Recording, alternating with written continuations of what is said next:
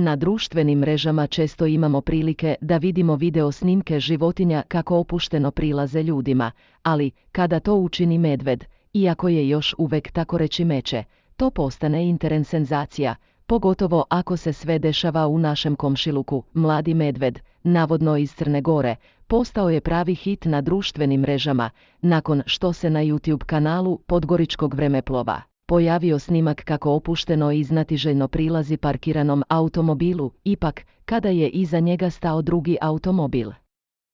Meče koje je stajalo uspravno, malo se uplašilo, te je odstupilo par koraka unazad, gledajući levo-desno oko sebe, sa svešapom koju je u jednom trenutku zbunjeno stavio na njušku. Koliko je susret bio neprijatan za njega, toliko je bio i za putnike u drugom automobilu, koji su usplahireno savetovali vozača: Mladena da krene dalje,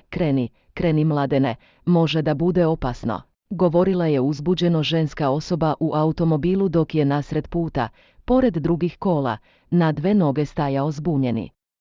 Meda.